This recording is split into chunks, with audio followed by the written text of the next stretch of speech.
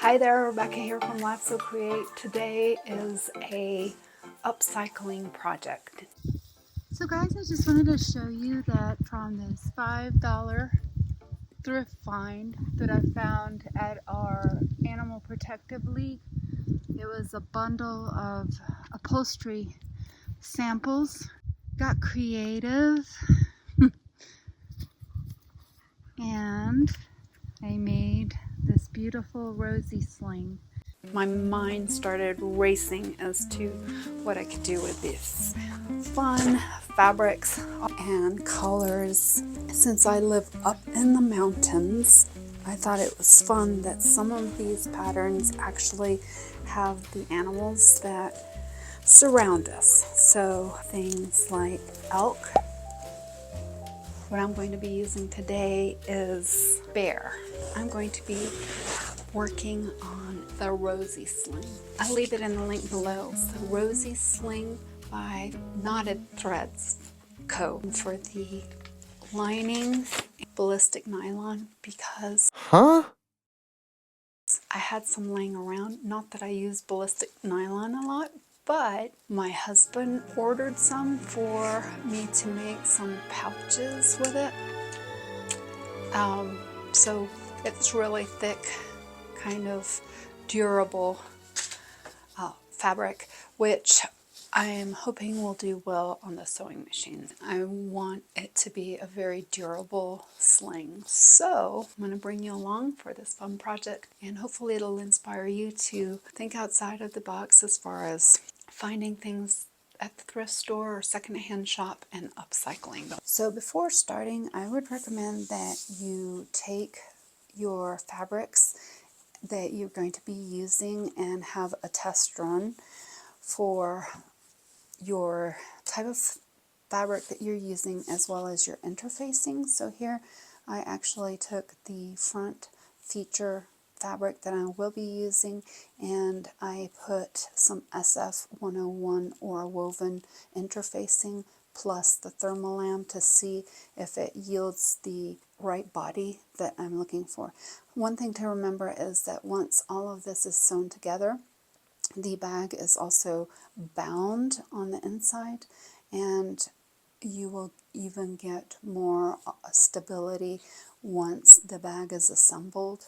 So keep that in mind as well. Because in the center of the bag there is a divider or a middle panel that also will be interfaced depending on what you are using, that will also offer a nice bit of body and support. Obviously, you want to make sure that the fabrics you're using keep your sewing machine happy. So if you have a heavy-duty sewing machine, that is great. You can go for the heavier fabrics, but you know your sewing machine best, and you may want to test out with a lighter fabric and go through the pattern at first with maybe, say, a cotton fabric, so that you can sort of test out what your machine can handle and then work your way up. So Shannon also has a tutorial, and there are several other tutorials. This pattern includes the directions on how to make a clear bag that is perfect for stadium bags. So first you'll want to download the Rosie Sling. I got mine off Etsy. This pattern is actually designed to be a device-friendly format rather than a printer-friendly format, and that means that you can actually use an iPad or your laptop. As one, it saves paper. Two, it has links in it, so you can actually go to Shannon's YouTube tutorial. It also has clickable links throughout. Hop to other pages by clicking the number. So let's take a look at the supplies that you'll need, starting with the notions. You'll need a 17-inch number 5 continuous nylon zipper with 2 zipper pulls. Use 1.5-inch webbing, and depending on your stature, you may need anywhere from 52 to 55 inches. It can be nylon or it can be a canvas. 2 1-inch D-rings, 1 swivel hook measuring 1.5 inches or 1 inch. So either one. 1.5-inch tri-glide You'll need a 1.5-inch rectangle ring. Now this one is a 1-inch rectangle, but I have some coming on Saturday, so you'll want to use the 1.5-inch rectangle. So you need 4 medium capped rivets, 9 millimeters, double capped. So looks like that, and then that. They snap together. So 4 of those, and then you'll need something to do the rivet setting with. You can use like a hole punch and the manual rivet press, or you could use the big rivet press if you have that available, and maybe a little hammer to help you set the rivets. So you'll need 2 yards of 1/2-inch wide bias tape. Now you can purchase the store-bought kind, or you can make your own, whatever your preference is. And then if you have this, you can use these little gadgets to binder maker to make your own coordinating binding. Optional tags for your bag. For the binding, if you are going to be making the fully clear binding, you'll need 2.5 yards. So some tools that you'll need are some sharp scissors. You'll want to make sure that you're using fabric scissors as well as paper scissors to cut out your pattern pieces, a rotary cutter, and a grid ruler. You may need a Teflon zipper foot if you are working with very sticky fabric, such as the clear vinyl, or if you have a vinyl that is like a glitter vinyl, this will help. Wonder clips, some sort of marking tool, like a removable ink marking tool, pen or chalk, a silver pencil to mark the ballistic nylon. And then we mentioned the leather hole punch, the rivet setting tool. A stapler is useful. I don't have one here, but a stapler is useful if you're going to be using clear vinyl. A seam ripper, a lighter to burn your threads, and to burn the ends of your zipper. Fabric glue. I'm going to be using Fabri-Tac by Beacon because the thermolam that I am going to be using for the interfacing is this type of thermolam. It's a sew-in. I don't have the 971, the fusible version. A hump jumper. I don't have a hump jumper, but I do just use a piece of balled up fabric to help get over the thicker parts. This is a little piece of fabric that I put some batting inside just to help level out the presser foot as it's going along thicker parts. If you're using leather, you'll want to use leather edge paint, optional. I forgot, you'll also need some double-sided sticky tape. Now, recommended is 1/8-inch double-sided tape. You can use a stiletto to help guide your fabric through and get around corners. You'll need the appropriate sewing needle that goes with the fabric that you're going to be using. So some snips are also useful, and then the appropriate thread that you want to coordinate with your fabric. So now let's take a look at the actual pieces that you will be needing to cut out.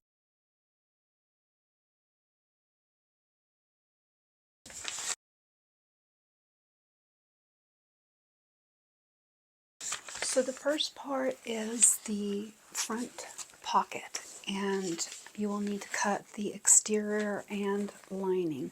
And you have the option here, which is really neat, is you cut the square out so that you can center whatever motif you want to display from the fabric. It kind of gives you a little window, and I just put some clear tape on it. The lining, you'll just flip the pattern over and cut it out. My ballistic nylon that is textured will be facing the right way. And then there is a back panel pattern piece, and it is for one exterior and one lining. And on this back panel, it also has the extra cuts of things that you need to prepare. And then there's a middle panel, and you'll cut one exterior fabric and one lining fabric. I'm just doing both out of the ballistic nylon. So then you'll have a slip pocket, and you'll just need to cut one lining of it. And then if you are using woven material, then you'll need to do woven interfacing. So you'll need the bottom gusset. You'll need to cut one exterior and one lining, as well as a bottom gusset stabilizer. Again, if you're using the woven for the exterior or the lining, you should use something like the SF 101. So I'm going to adhere the fleece using the glue, a front zipper panel, as well as a back zipper panel. Now you'll need the exterior and the lining of each, and note that these are not the same size, can be easily mixed up. You'll see that the front zipper panel is actually shorter than the back zipper panel. Now when you are going to notch out and prepare your pieces, you'll notice that the zipper will be on the interior, so the notch is on only one side of these pieces that you'll need to notch out. With that, you'll also need some fusible fleece for the back zipper panel, which is narrower, and then the front zipper panel. So you'll need a piece G, which is the rectangle ring connector. You'll just cut it out of one exterior, and then you will need a piece of the Decoville light for the center part. So for the middle panel, you will also need some sort of stabilizer. I am using fleece. You just need one piece. There's a separate pattern piece for the back panel stabilizer, and you'll just need to cut one of the fusible fleece. And I accidentally cut some woven for that, but never mind. And then you'll need your two pieces of fabric that are indicated for the front pocket trim and the slip pocket trim. So you'll notice one is longer than the other. You'll need one piece for each. Then this is for the D-ring anchor that goes on the back side. You'll just need one of the exterior fabrics.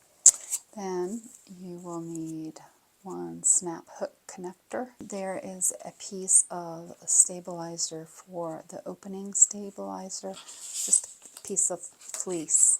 Another thing I really like about Shannon's pattern is that she includes like a whole page on clear and binding tips. So if you're just starting out with using clear vinyl, she has some recommendations, and also how to deal with some of the issues that come along with using clear vinyl. I also can link a video talking about tips and tricks to use when sewing with clear vinyl that addresses things like the wrinkles and so on and so forth.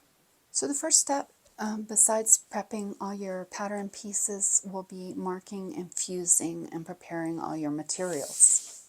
On all of the zipper panel pieces, you'll want to make sure that you're cutting the notches in the designated area, and that you are also marking the backs of these zipper panels the way that she recommends. So once you've followed all the directions for marking all your pieces, you're ready to adhere all of your interfacings to your pieces. So I'm going to take the front pocket panel, and I'm going to take the lining, and I'm going to prepare it. So I'm going to set this to the side, flip this over, and again I'm going to start with using the front pocket stabilizer piece, which is piece K. So I'm going to take the woven interfacing, and everything should be inside of your markings. Make sure that you have the bumpy side to the wrong side of your fabric, and no need to worry that the interfacing is all the way up to the corner, the rounded corner. That's the way it is supposed to be. And then you're going to follow the directions for your interfacing. So once your woven piece is attached and you verify that it's fused well by checking it, and you can see that it's out of the seam allowances, so that's going to help. Now, if you have the thermolam that has the adhesive side, you would place it on at this point. I'm going to use the beacon glue and adhere it to the piece.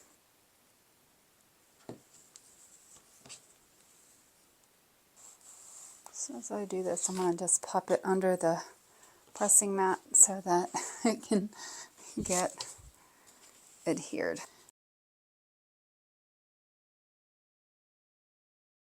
Okay, so you'll grab your front pocket piece now that it is prepared with all the stabilizer, and you will need your wonder clips for this part.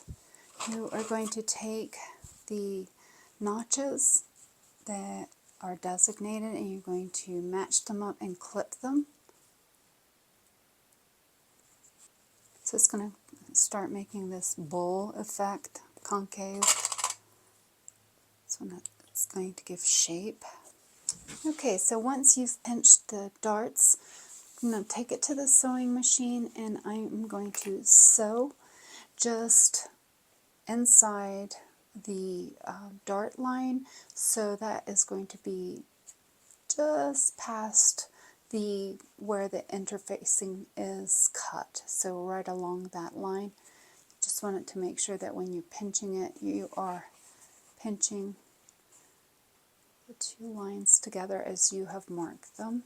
And I'm going to use a 2.5 millimeter stitch length, and I'm going to start at the outer edge and come in and sew off the pointed part or the apex of the dart.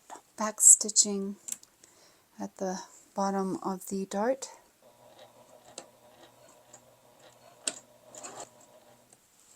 And as you approach the apex of the dart, you want to just come off it, and instead of cutting your thread, you want to pull off the thread, and you are going to tie your threads like maybe 3 times.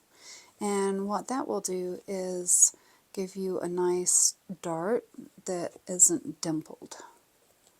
If you've ever done dressmaking, then same principle with dressmaking. You want to come off the apex sewing, and instead of back stitching, you want to leave yourself long threads so that you can secure the threads. And if you see stuff on my fingers, it's that Fabri-Tac. And so I back stitched at the beginning there, so it doesn't matter. I can just clip those off. So as you can see, the dart is sewn. I trim the threads, and you get a nice poked out dart right there at the apex. Looks good. So I am going to continue and do the other 2 off camera. Okay, so now you can see that the darts have added shape and depth to it. So starting to take some really cool shape. Pretty exciting. Okay, so next you are going to take the lining piece, and you're going to repeat the process by matching the darts and pinching. So you'll want to make sure that the legs of your dart are matching. So you'll notice that the darts are bigger on the bottom part of the bag than this top one. And if you are using woven material for your lining, you'll have it interfaced. But this is pretty sturdy. So I'm going to take it to the machine and repeat the same exact process and use the guidelines as my stitching line using a 2.5 millimeter stitch length. Okay, so just a tip, if you are using this a sturdier type of fabric like waterproof canvas or this nylon, I'm adding a second line of stitching just inside of the first line, and that will make sure that it is secured nicely.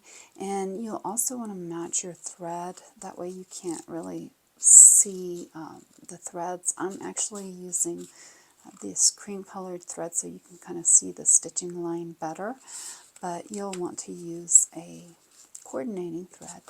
And again, tie the threads off at the apex. I already did that one, and I'm just going to tie off the threads and repeat for each of the 3 or 2 other darts.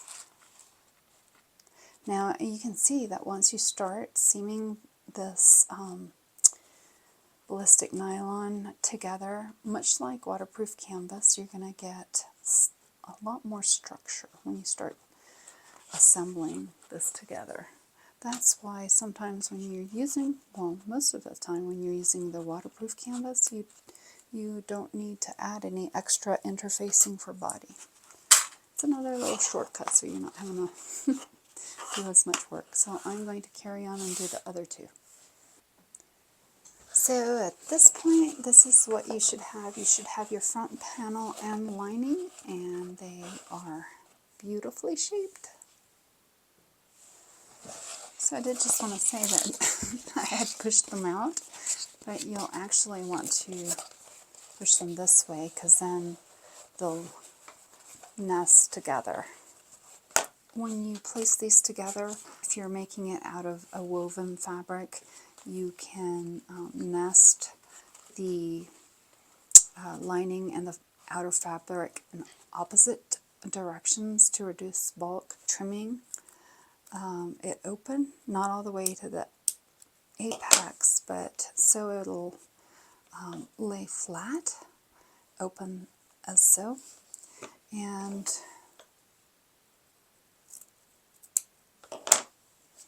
that way you'll be able to open this up to the lining and reduce the bulk.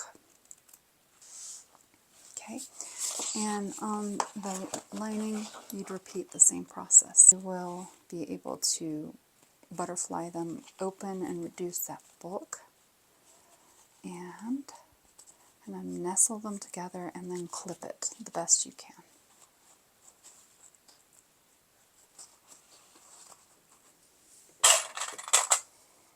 Just work on getting them together, and then we can work on situating the lining better.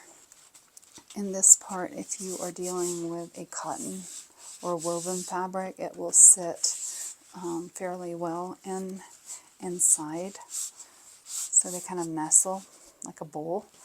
However, with the waterproof canvas or the ballistic nylon, in this case, you're going to have the lining popping out. The main thing is to get it nice and smooth in the center, and it's okay if the lining is popping out. That is to be expected. Okay, so it's pretty smooth, and as you can see, the lining is poking out a little bit, but shouldn't be a problem. Based 1/8 of an inch seam allowance, and I'm going to lengthen my stitch length to a 3.5, 4. So this could be a little tricky. So in order to be able to see how this is going to go, if I had it turned the other side out, if I have it turned this way and I do 1/8 of an inch basting, it's not going to catch. So I want to make sure that the 1/8 of an inch is from the exterior, just because of the way the lining is sitting.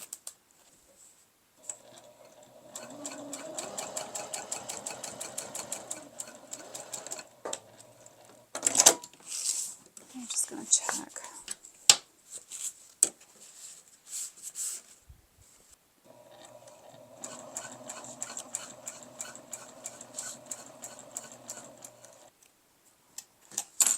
I'm going to break out the scissors and do a spot of trimming. And I'm just trimming up to the fabric, just the excess lining.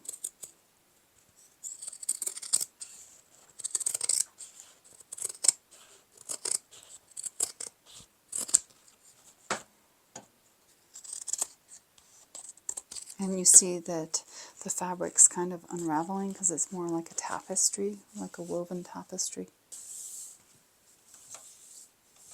God, that made a mess.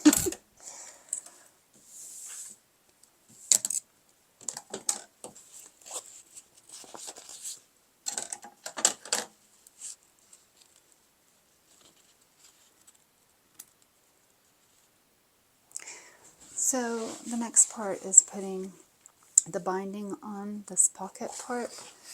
And I had originally cut out a piece of fabric to do that, but I think it would really look neat if I used the ballistic nylon, and it also would hopefully not fray as much. Let me see.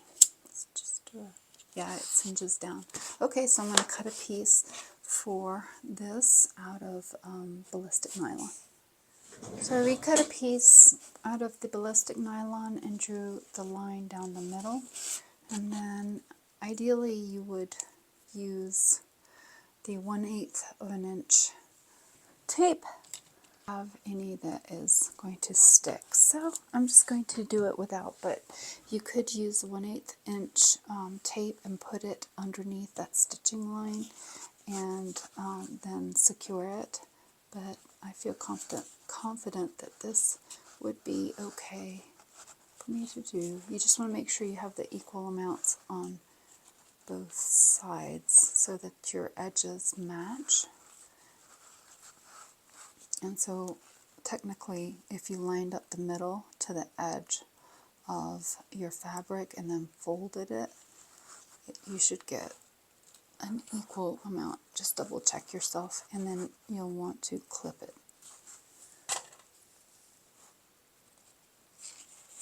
And I like to bump down the clip to make sure that the crease is lined up really well with that piece of fabric.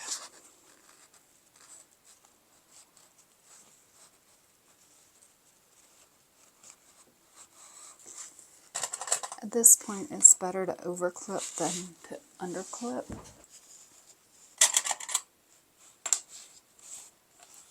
And I'm going to change the top thread to match. Change it to black so it looks and ties in better. May not lay flat, and that is on purpose because it's going to bulge out a little bit to enable you to put your hand in the pocket. You just want to make sure that you have the same amount of bias binding on both sides, and you are going to take it to the sewing machine and stitch 1/8 of an inch from this raw edge, not the folded edge, but the raw edge.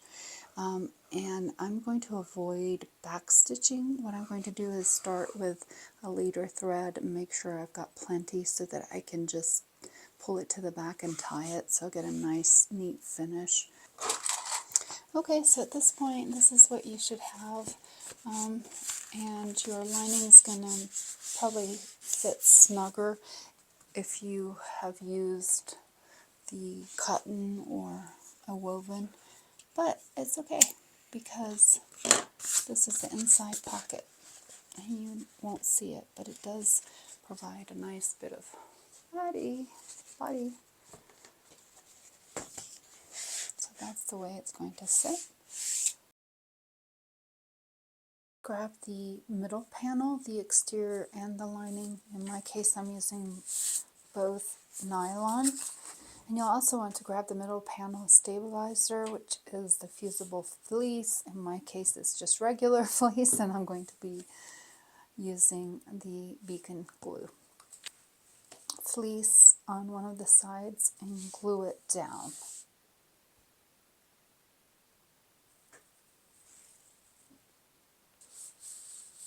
And once again, I'm going to put this under the little pressing pad to dry for a little bit while I'm working on the other side. Now, if you are going to add a label or anything decorative, it will go on this side. You're going to put the middle panel wrong sides together and clip it. And then I'm going to take it to the sewing machine and baste around with a 1/8 inch seam allowance using a 4mm stitch length. You're going to place the front pocket on top of the middle panel, clip it together, aligning the notches that are on the bottom. Continue clipping around the front pocket. The top opening of the front pocket should sit about 3/8 of an inch to the right of this top notch. So you just want the lower opening should land about 1/2 inch, let's see, above the side center notch. So Shayna says, don't fight it, and here I am fighting it. Continue with clipping. Remind me of those Teenage Mutant Ninja Turtle backpacks the kids were wearing there for a little bit. I'm going to baste it around. So I'm just going to start somewhere in the middle.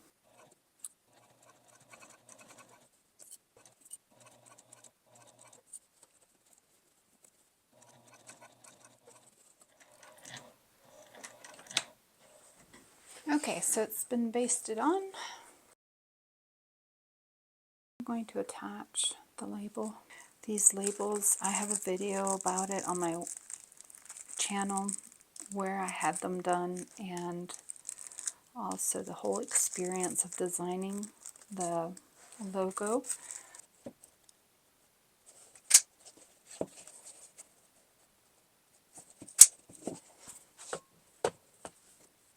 Oh, make sure I put it on the right side.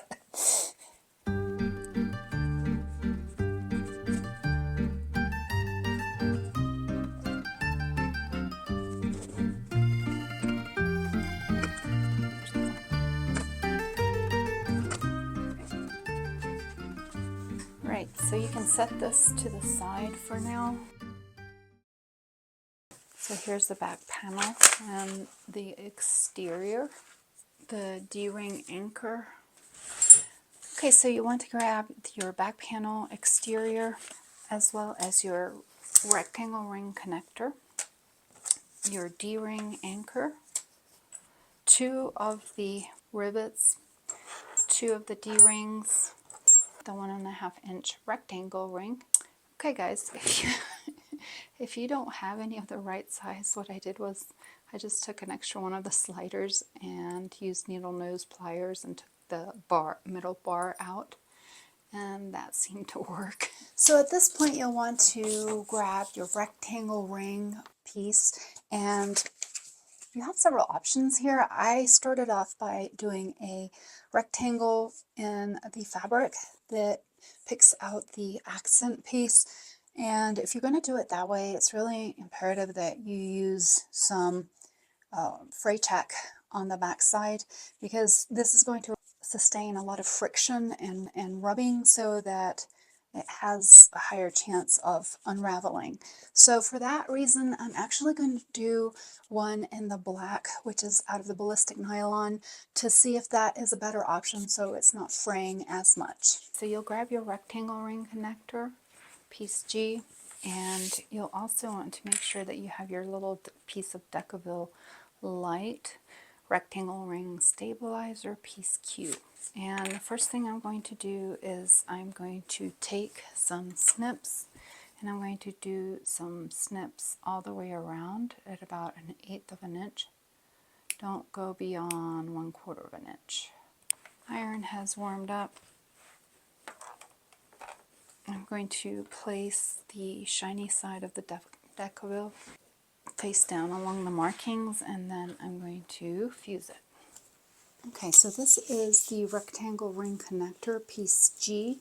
You'll want to grab a grid ruler and measure over 3/4 of an inch from the edge. Place the pattern piece along this edge as so, and then you're going to trace the curve. Now, you want to make sure that this is on the wrong side of the pattern piece, and so for this piece I'm going to flip it over and then place the pattern piece. You're going to use something to trace it. I am using this little chalk clover marking tool. Again, 3/4 of an inch over in place, and then mark like that. Next, while you have the grid ruler handy, just grab it and you're going to mark down 1/2 inch down a horizontal line from the top and also from the bottom. And this is just going to give you a guide to where you're going to place your stabilizer. Now for this piece, I'm just showing you this part, but because of the type of material I'm going to be using, I'm not going to use a stabilizer because this is a pretty strong non-woven fabric to start with, but I did for the actual woven piece that I did. And while you're marking things, you'll want to also grab your slip pocket. And if you're using waterproof canvas for your slip pocket, then on the wrong side, you'll draw vertical lines 1 inch and parallel to the long sides. If you're using woven for your slip pockets, you'll do it 1/2 inch and parallel to the 12-inch sides. Right, so for this you're going to need your rectangle ring connector as well as your 1.5 inch rectangle ring. We're going to prepare the rectangle ring connector, and similarly to how I showed you with the woven fabric, I'm going to apply double-sided tape to the wrong side of the rectangle ring connector just outside the marked area. So I'm just using a 1/8 inch basting tape. If you hear panting, it's because I let the dogs out to play with their tennis ball. Speaking of tennis balls, my goodness, be aware. My shepherds yesterday threw the tennis ball down into the toilet bowl and it got lodged, and unfortunately we had to get the toilet pulled, and that was quite an expense. So word to the wise, if you have dogs that like to chase balls, close the toilet.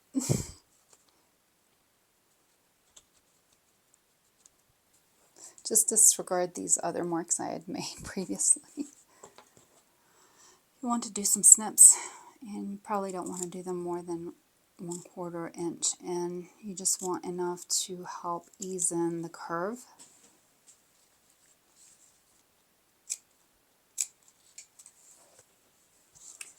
Next, remove the double-sided tape, and starting in the center part, fold over the snipped edge to meet the drawn line. And for this, you'll probably want to have some clover clips handy. And it is a lot easier to just start from the center point.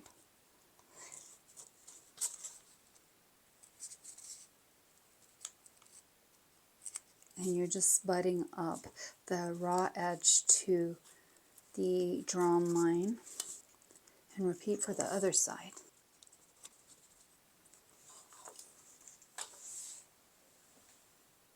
Alright, so next you're going to grab some double-sided tape again, just about, oh, I don't know, about 3/4 of an inch maybe. You'll want to cut off 2 pieces. You're going to place them towards the bottom, approximately where you have the line. And then you're going to grab the rectangle ring,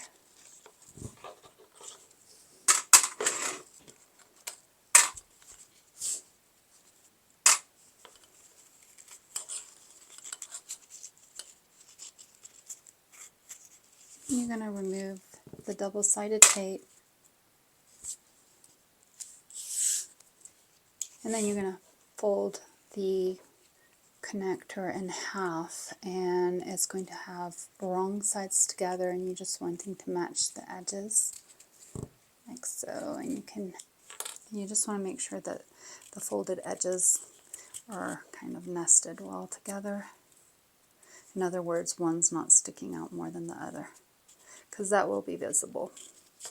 And so you get the same effect with a woven. Okay, next you're going to take a ruler and you're going to mark 1/2 inch down from the top. And again, you may have to adjust this if your hardware is a little bit thicker.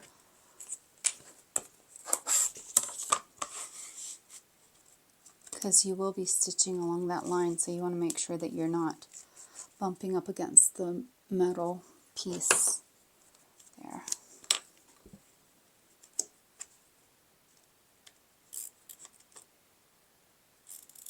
Next, I'm going to take it to the sewing machine, and I'm going to sew. I'm going to start along the bottom and go 1/8 of an inch in seam allowance, and I'm going to start sewing, and then as I get close to about 1/8 inch from the folded edge, I'm going to pivot and sew, and then I'm going to sew along this marked line and then pivot again and go back down at 1/8 of an inch and then closing up and back stitching there. So next you're going to grab your day ring anchor, and I had again initially made one out of woven material, but I am going to set this aside, use it for a different project, and I'm going to use the nylon.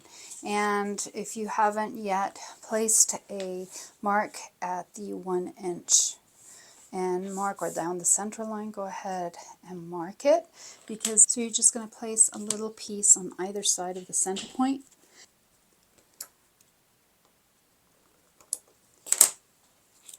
So you're going to remove the double stick tape, and you're going to bring the raw edge to meet the center line, again starting in the middle, and repeat for the other side. Something satisfying about doing this.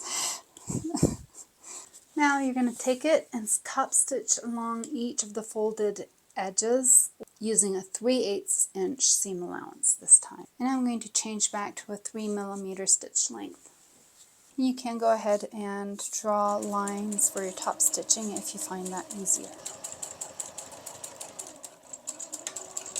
You'll want to grab your quilting ruler again, and then your back panel, and you're wanting the back panel right sides facing up, and we're going to place some markings, so whatever marking tool works best. So you should have your center point, and you're going to measure up 2 1/4 inches up, and then from that center point you're going to measure over 2 1/4 inch over. So you still want to make sure that this is 2 1/4, so that you haven't gone crooked. There's 2 1/4, and then this is 2 1/4 inches over from the center point, and you are going to double check, make sure that you are 2 1/4 up, and you're going to measure down 1 inch. So you're going to trace 1 inch. And then you're going to do the same in the opposite direction. So I'm going to line up the edge on the center point. I'm going to make sure it's 2 1/4 up, 2 1/4 inches up, and just kind of lining it up. And then I'm going to make sure that it's 2 1/4 inches over. Place the little mark like so.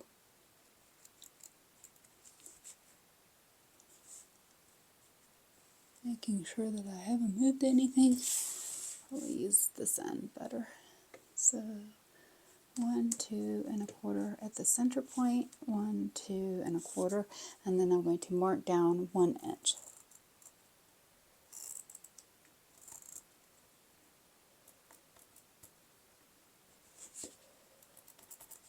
Okay, so this gives you a little bit of a placement here. So when you measure from this to this end, You should be 1¼ inches up from the bottom, which you can double check yourself, and 1¼ inches up, so that's correct. And then this should be 4½ inches. So 1, 2, 3, 4, and there's a half. Yep, so that's the correct placement. I'm going to use a X-Acto knife or a blade, and I'm going to cut down these markings. When we're making these cuts, it's best to just hold your breath. No, I'm just kidding. It's best to just cut conservatively, and then if needed, you can always cut some more. I actually just wound up using my scissors. Just want to make sure that your slit is lining up. Watch your fingers. I lost the cap of my X-Acto knife. So if you are using woven interfacing, you will have this fusible fleece or stabilizer of some sort on this. Because I'm using this ballistic nylon, I'm not going to do that. And at this point, you are going to grab the de-anchor, and you are going to have the correct side, or the right side, of the back panel facing up. Okay, so your markings are going to be 1 inch in from your slots.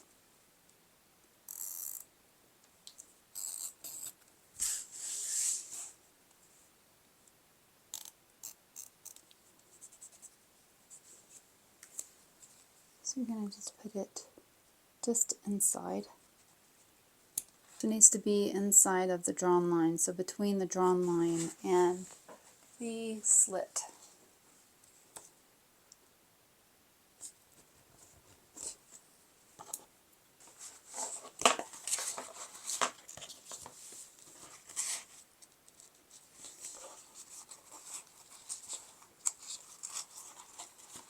What you want to do is just feed enough to where you're meeting that taped portion, the 1/8 inch tape, like so.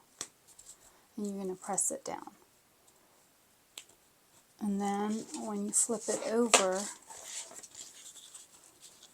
make sure it's straight, but when you flip it over, you're going to sew a box around the slot. So I'm just pressing it onto that double-sided tape, and now I'm going to go and sew the little box. So just to show you, the box is going to be 1/4 inch in from the top edges. So like so, and like so. And then it's going to be 1/8 of an inch in. I'm going to take it to the sewing machine and work on that. If you need to bend this side, you can. Just find the corner with your needle and bring it down manually. And I'm doing a 3mm stitch length. Getting to the other corner and pivoting.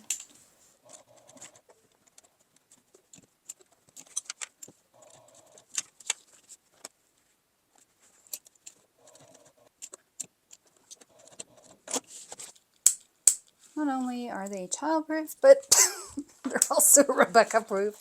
I could never work these things. Good thing I didn't smoke. I'd never get it lit. So that's what you should have.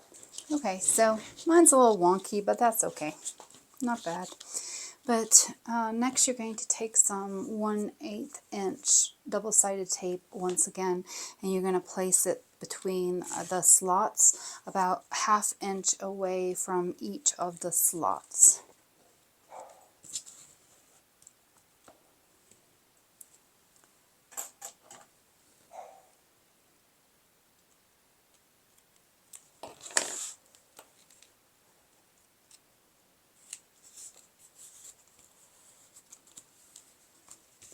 And then you're going to take both of the D-rings and slip them on, except I can't find one of the D-rings.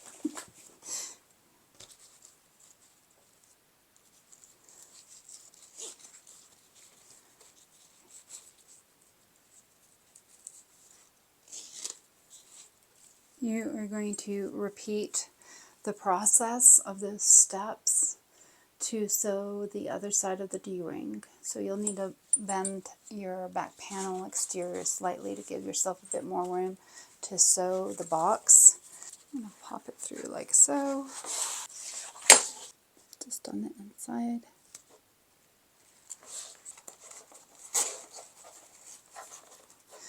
And this time you're just going to meet it up once again. So this could be a little tricky trying to sew the box on. As you can see, you're going to probably have to bend it this way so that you can get it under the machine and move the strap out of the way. So I'm going to go ahead and mark it. So basically you're trying to get them somewhat the same. This could be a little tricky. You want to make sure that the D-rings are nowhere close to where you are with the needle, and you want to make sure that it's laying flat and has not shifted.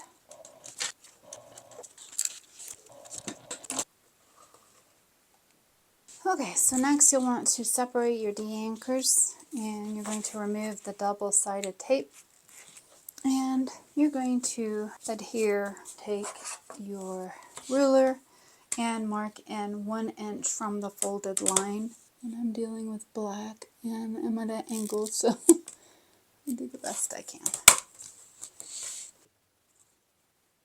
You're going to place your needle at the marks and you're going to sew 1/8 of an inch in from the folded line and come along, and then don't backstitch, and you want to start with long threads on your needle, and then once you reach the 1 inch line you're going to pivot and sew along that line until you reach 1/8 of an inch in, and then you're going to pivot and sew along the other edge 1/8 of an inch in. Pull the starting thread tails to the wrong side of your work. So you're going to finish sewing down the remaining 1 inch line and end your work in the same needle hole as best as you can. So you're leaving long threads instead of back stitching for a tidier finish. You want to make sure this is laying flat on the inside in the right direction. Cut a long tail, then flip it at the back, and then I'm going to pull the long tail to the back. So I'm going to tie it like 3 times. Okay, so you should wind up with something like this. Okay, so for this part you'll need your hole puncher and your rivet press and a marking tool, and you're going to want to measure 1/4 of an inch away from both vertical stitch lines. You want it to be far enough away from the D-ring, but you want it to kind of be centered as much as possible. So if you need to kind of give it a tug to move your D-ring out of the way, you can do that. You are aiming for about 1/4 of an inch away. You take and punch holes, and I'm just going to make sure that I have the smallest set. You're going to punch the holes in the center for your rivets to go in, and then put the back on. Click the back on, and then use your setting tool if you have one. If not, if you have the manual ones, you can also do that. And press it to set the rivet, and repeat for the other side.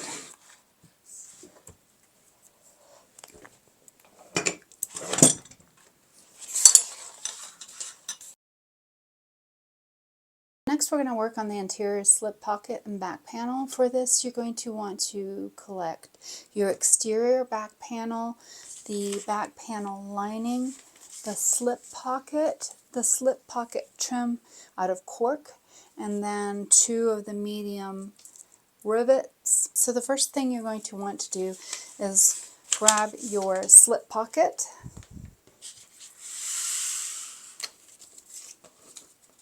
and you're going to fold the slip pocket with wrong sides together, matching the short ends, and you're going to want to crease the fold.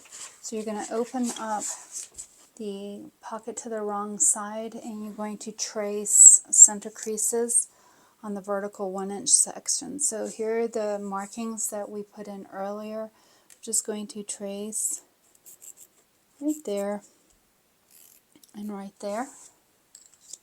And then you're going to draw a 1-inch box centered over the center crease. So it's going to be, so I'm just doing a 1-inch box.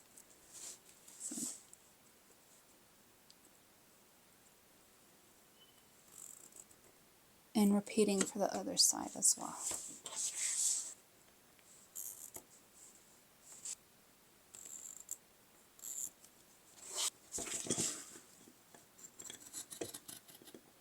Like that.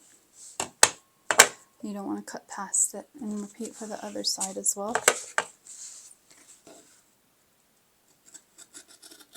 You want to come in and mark 1/2 inch in from that vertical line on both sides.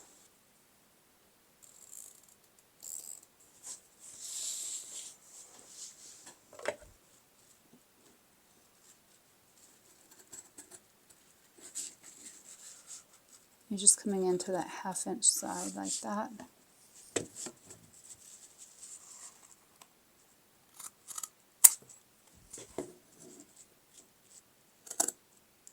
You're cutting along that 1/2 inch edge, so you're kind of making like a H looking thing.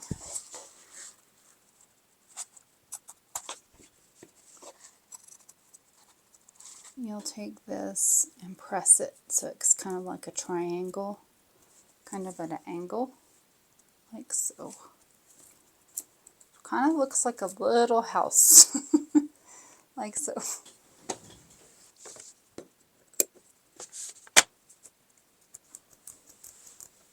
And I'm going to use some double-sided tape.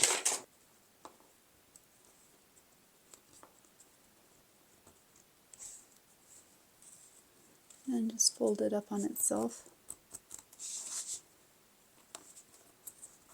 And press, and repeat for the other side. And if you are using woven material, you can use fray check along the edges to prevent it from fraying.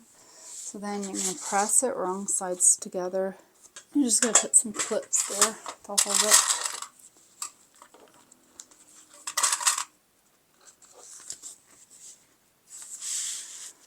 So then I'm going to put a 1/8 inch mark at the top, in the front and the back. And this is just going to give me a guide for the double-sided tape. So I'm going to put a line of double-sided tape just below the 1/8 inch. So I'm going to baste along that 1/8 inch edge. But I've got to figure out if I've got to turn this raw edge in first. If you haven't already done so, you're going to want to draw a center line down the trim for the pocket. And you're going to want to place 1/8 of an inch double-sided tape just below the guideline that you have just drawn on, 1/8 of an inch down from the top on both sides. And you want to put in a tag, just for fun. So I have this little tag, I'm just going to fold it in half.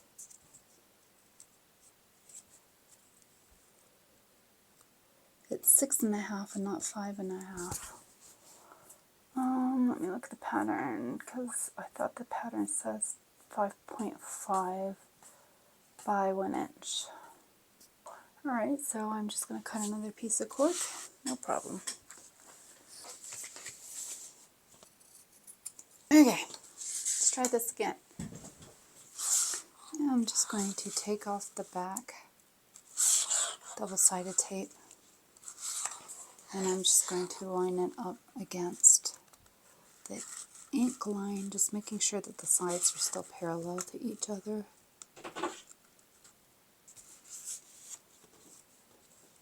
And then wrapping this to the front. and clipping it.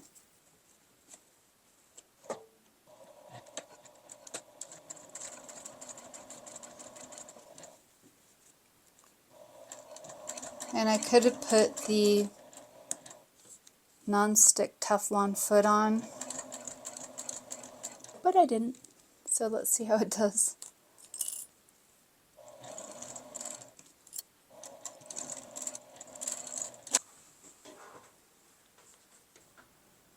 Okay, so on the wrong side of your pocket, you're going to apply double-sided tape, 1/8 of an inch, and right up against the edge.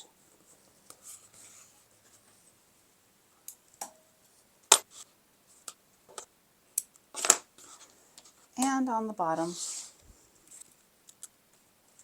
I'm going to grab the back panel lining, a marking tool, and I'm going to measure up 1 1/4 inches. Then I'm going to mark a 4 1/2 inch line. So that will be 2 1/4 from the center. So that's 4 1/2. That's right.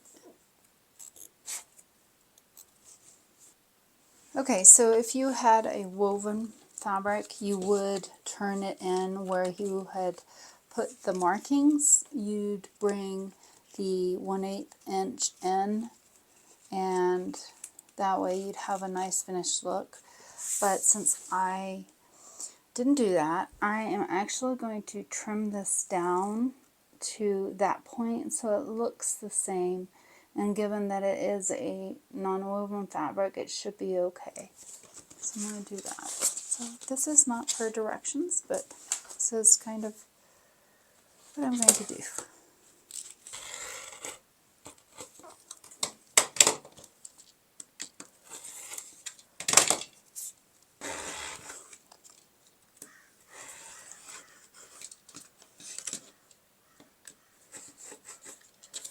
Okay. Okay, so what I'm going to do next is reapply the double stick tape and then affix the pocket. So I hope that was clear that where you had placed the markings at the beginning of the pattern, it gives you directions on how to do that, and that you would turn those raw edges in, particularly if you have something that is a woven fabric.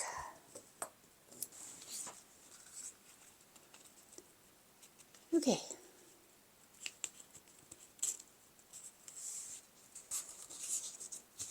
Right. That's better.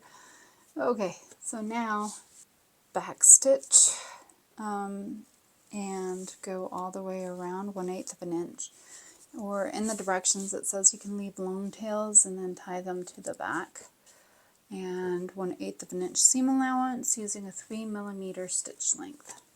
Alright, so it's time to place marks in 1/4 inch in from the edge of the slip pocket trim, centered.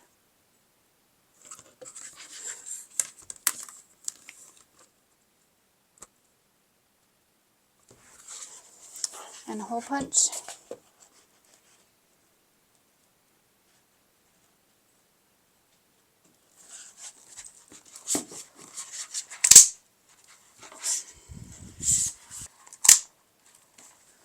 Okay, so next you're going to grab your rivets.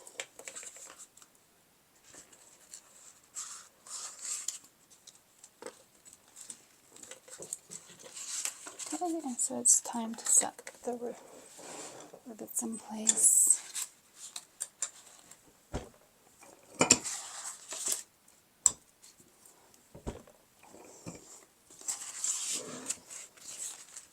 And your pocket has been reinforced and is ready. Grab your back panel exterior. That's the one with the rectangle ring and the D-rings. And I'm doing it the wrong way. Yeesh, let's try that again. You want to make sure that you have the wrong sides together, like that. or you'd have a mess. So this is what it'll look like. The right sides will be facing out.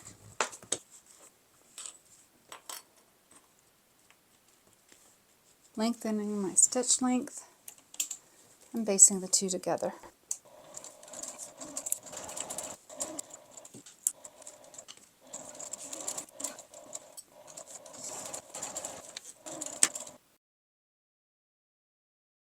It's time to work on the zipper panel and the bottom gusset. So you want to make sure that you have the front zipper panel, the back zipper panel with the linings, as well as the bottom gusset, and then your 17-inch continuous number 5 zipper tape, and then you'll want your 2 zipper pulls. You'll want to find the center first of all of your zipper tape, and you can mark it. And then for each of the zipper panels, you'll want to make sure that you have only marked the center of the zipper side, so on this side. And I had gone ahead and notched it, so you'll want to make sure that the notched parts are facing in. So on the exterior of the zipper panels, you'll want to place the 1/8 inch double-sided tape on the right sides along the length of the sides you just marked, and keep the tape right along the edge. So I'm just going to do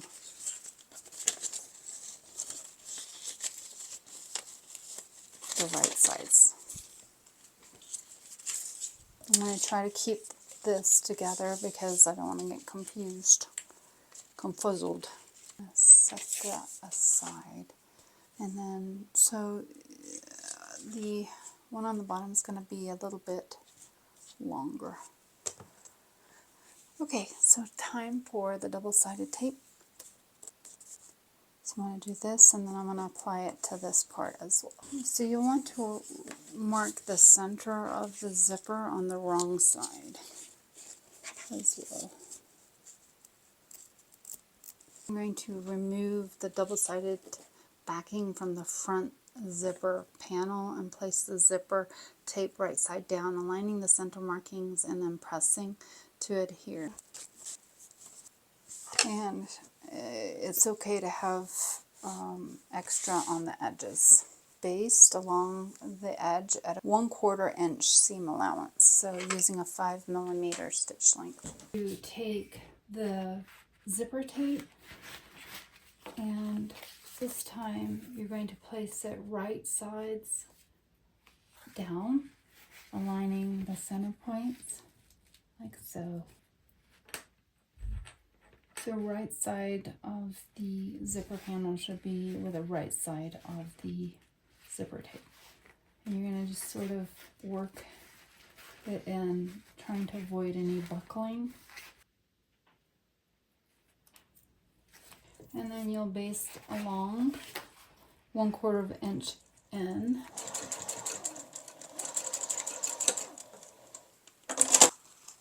So it's starting to take shape. So at this point, I did find some confusion because I have attached the exterior panels to the zipper. Now for this next part, this is why it's so important to keep the pattern pieces on the actual pattern, because it can help. So when I'm looking at this, I'm not sure if this is the back or the front. However, if you take the back zipper panel, you'll notice that the back zipper panel is quite a bit longer than the front zipper panel. So when you're laying it on your pattern piece that you've attached, you can somewhat make sure that your zipper notch is facing the right way, and it kind of gives you a clue if the edges match up, which is which. This one is the back zipper panel, and then this one, I'm lining up my zipper component to the notch on there. I can see by looking at the edges that they match up, so this will be the front. So when you're following the directions, that kind of helps, is when you can stack them and check on the length that you have. So I'm going to just flip it. So this is still the back. So this is the back. Put B for back. And then this is the F, front. The zipper, the back zipper panel, and I'm going to make sure that I have the right side facing down to the wrong side of the zipper and aligning the little notched part. So again, I have the right side facing down up against the wrong side of the zipper. And I'm going to clip. It's going to feel strange because this curve is something that you're going to have to work with. And you can put some little notches if you're having difficulty getting it to curve. These two line up. Flip this side. There. Now another thing you could do is unzip it. When you open it up, the lining and the front panel will be facing the right way. Take it to the sewing machine and sew 3/8 of an inch in from the edge.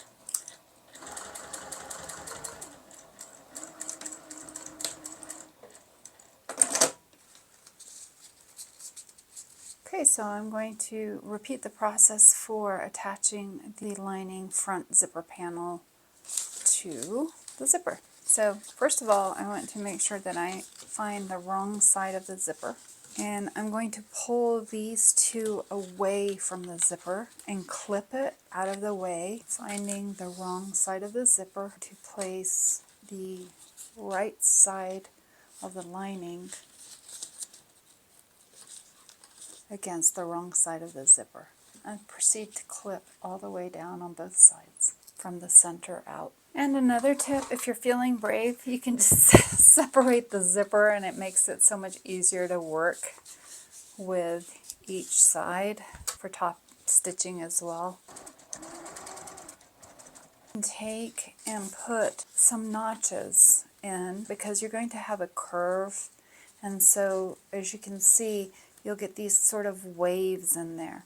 Adding a notch in, what you're essentially doing is you're freeing up the edges to somewhat overlap, and that way, by overlapping, when you go to push the edges together, you can see this, these edges will overlap and lay flatter. So I'm going to do that all the way down, taking care not to cut into the stitching line. It'll also help reduce the bulk in there. Okay, so I just wanted to show you how the waving is and how it lays so much flatter. So on this one I didn't notch it yet.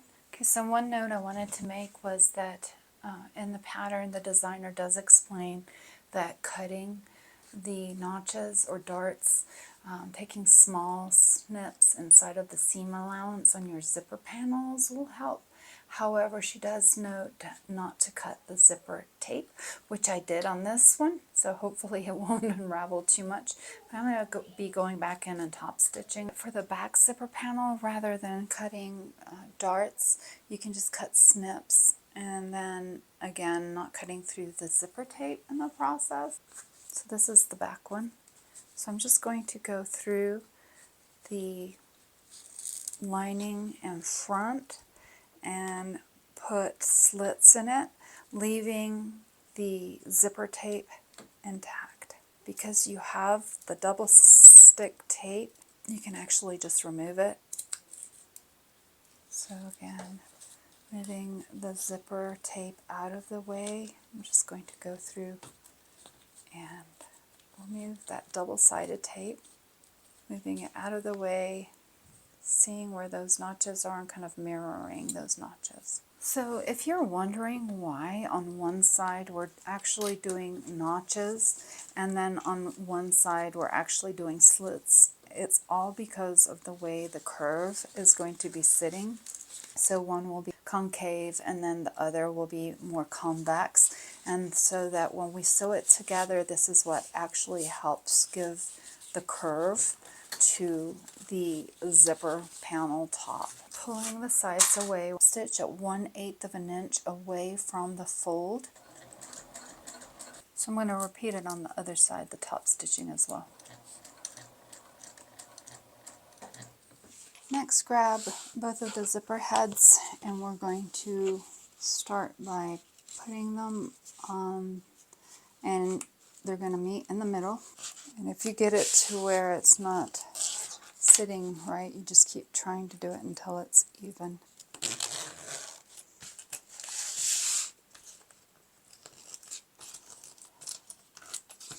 Okay, so once the zipper heads are on, you'll need your bottom gusset. You're going to flip the top part over and we're going to move the lining out of the way. Flip it out of the way.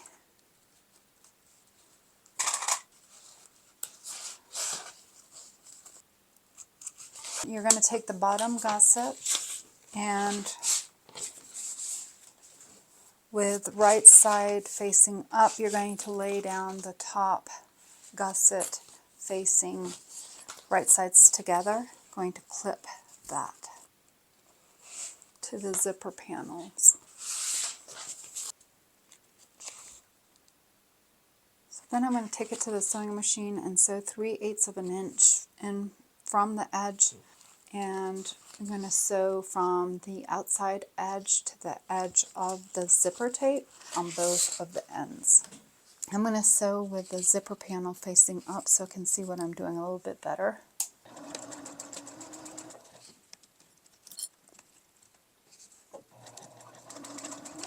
And I did change it back to a 2.5 millimeter stitch length.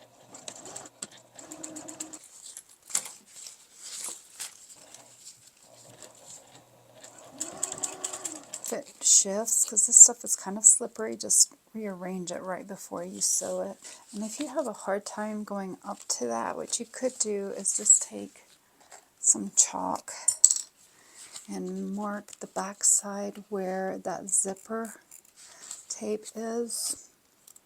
And that way you can flip it over and sew it this way as well. You just want to make sure that by going at it at that side, you can actually get in closer, because when you're writing up and your presser foot's on the higher end, it doesn't get in as close.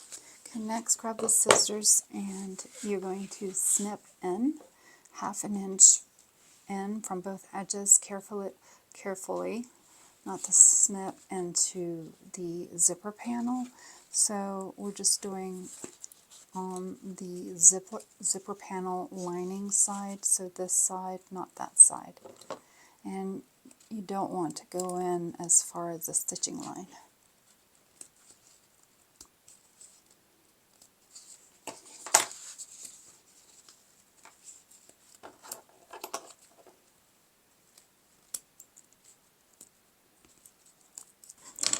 Okay, so on the wrong side of the zipper panel linings, I'm going to take the quilting ruler and you're going to trace a 3/4 inch square. So I skipped the step. First you want to go on the wrong side of the zipper panel lining, and you're going to come in using the quilting ruler and measure 1/2 inch in on both sides.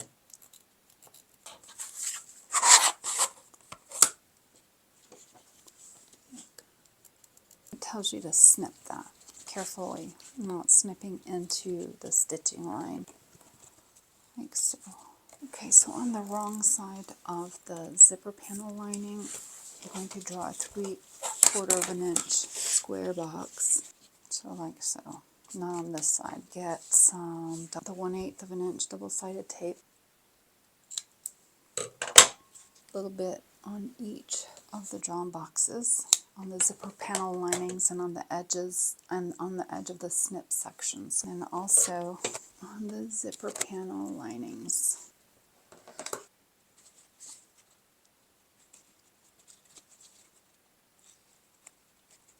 Remove the double-sided tape.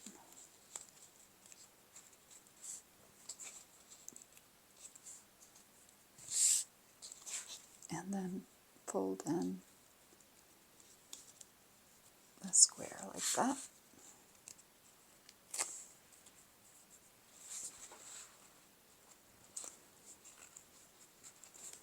So you're getting an arrow kind of situation here. And then you're going to take the double side tape from the snip sections and fold them over back on themselves like that.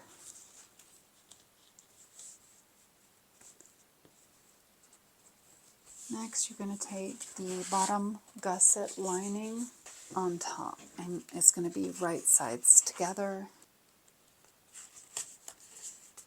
And so then I'm going to sew along that edge using a 3/8 seam allowance. Okay, so you're going to flip your work over. So I just finished clipping that.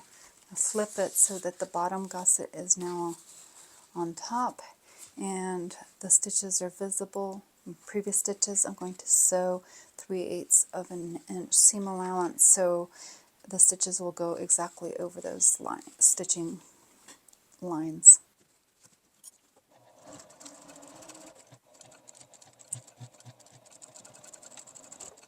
You want to make sure that you were inside those lines so that your previous stitches don't show. Yep. So I'm going to repeat the process for this other side. Okay, so next you're going to pull the bottom gusset, exterior, and linings, wrong sides together, and clip them. So top stitching bottom gussets using a 1/8 inch seam allowance. I'm going to go slowly because it's really a lot of bulk in there. Because mine is so thick, I'm going to actually trim that down. So that's a lot better.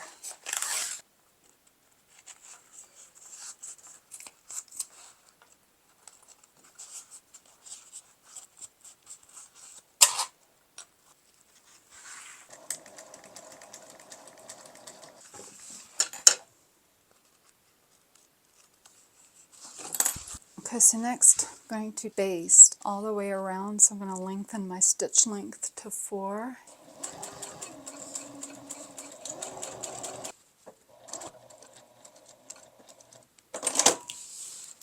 Since it's basting, you don't need a back stitch.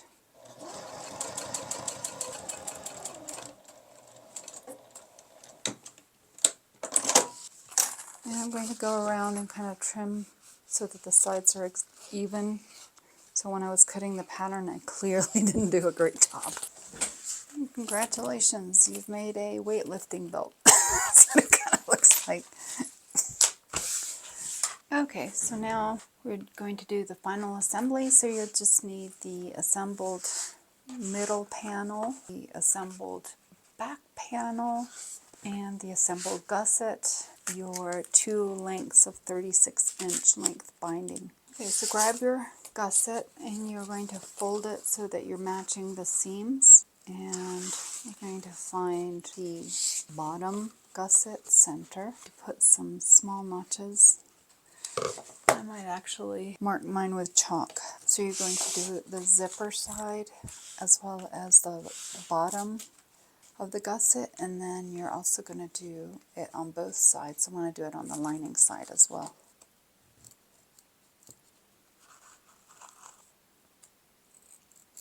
Now it's time to flip the gusset wrong side out. This is the smaller side, this is the bigger side. So this is the side that will be attached to this middle panel. And she recommends using a stapler. So I'm going to line the top and bottom center notches of the assembled gusset and the assembled middle panel and clip it.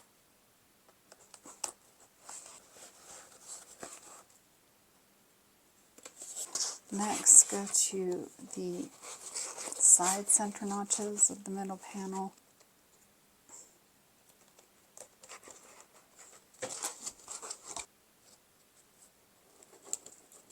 And then it tells you to continue stapling along the straight edges of the middle panel. As you get closer to this rounded area, it says that you can snip 1/4 inch deep and apart on the gusset. You will be cutting into the basting stitches of the gusset. This will just ease it into the curve.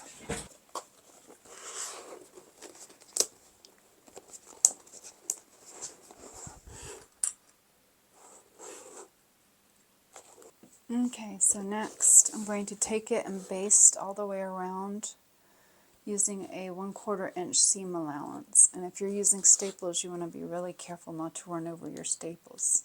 You may not be able to see this very well, but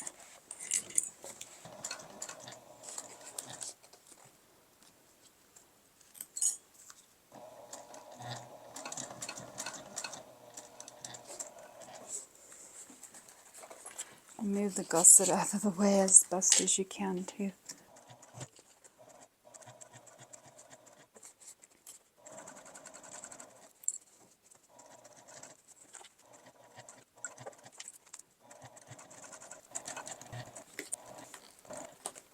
Okay, so now it's time to work on with the binding. Okay, so I'm going to start on the bottom. I'm going to open the binding and I'm going to line up the binding on the center, and then I'm going to start sewing 3/8 of an inch in. Okay, and as you approach the corners, you'll want to kind of snip at your tape just a little bit to help ease it around the corner. And you're going to continue all the way around. Okay, so I am approaching where I started, and so the directions say to stop with the needle down in the position 2 inches past the shortest angle edge of the binding. So I'm going to keep going for a bit. I'm going to trim it at a 45-degree angle the best I can. Okay, and so then I just kind of go around and match it all up.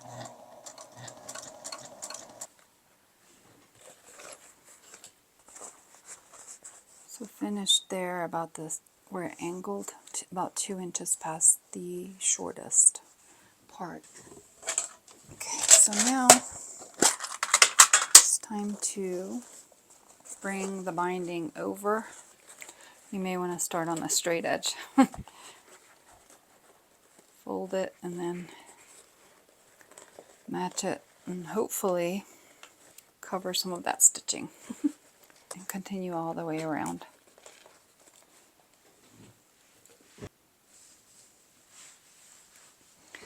Now, because of the thickness of this, I did trim down the seam allowance a little bit.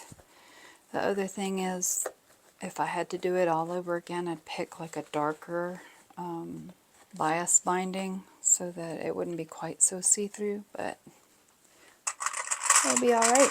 And now it's time to top stitch. So I'm going to start somewhere here on the side, and my arm's going to be in the way of the camera, I'm afraid. Back stitch and work my way around, and take care when you're pulling off the clips that you're not pulling the binding away.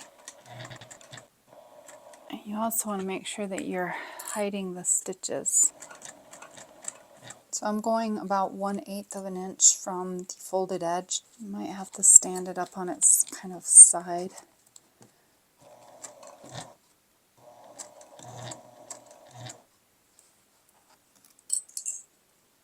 Also, stiletto might help, but this fabric's so thick it wouldn't. I think my finger's stronger.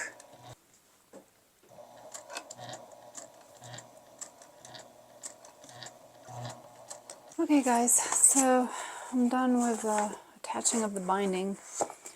Not great, but I just wanted to show you because it is a little challenging to do, especially with this thick fabric. I did try to go back and redo that. Not the greatest, but that's done. I think it would be easier if it was not as thick. The next step is attaching this back panel. It says to align the gusset seam 3/8 of an inch below the center side of the notches. I am going to open the zipper so I can turn it. The metal ring is taped down. I'm just using some painter's tape to keep it out of the way. And okay, so same thing, I'm going to take it to the sewing machine and sew it at 1/4 of an inch And then I will attach the binding the same way as I did for this side. So it's the same process.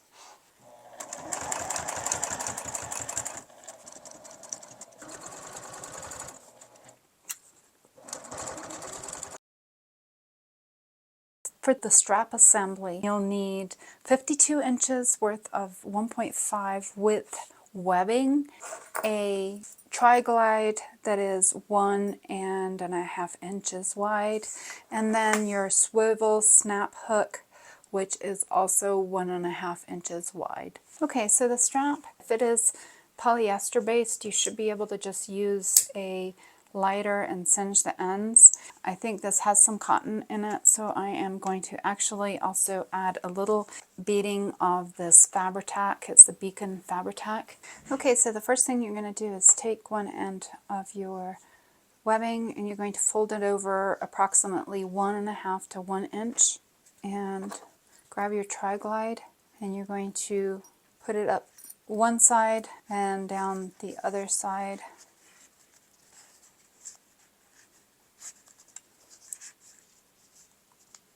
Bend it.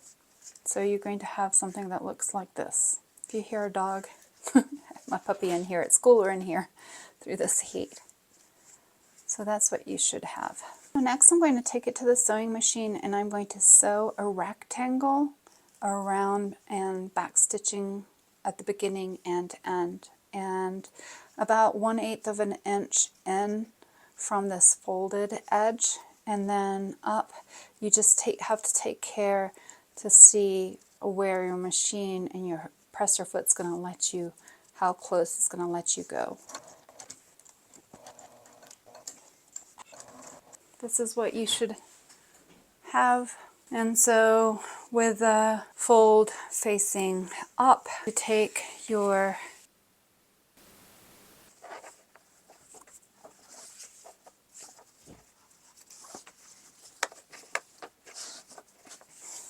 and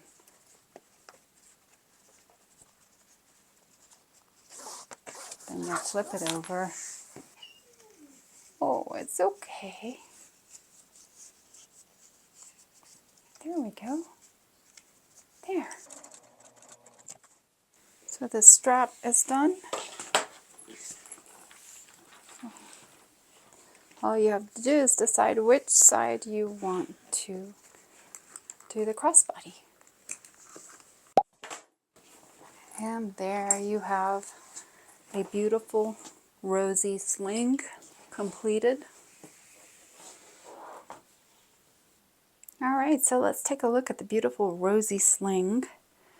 Now, I have not finished by stuffing it like she recommends, so you'll want to do that when you're finished, just to get the crinkles out from where you turn the bag. And it has a beautiful taper down the side.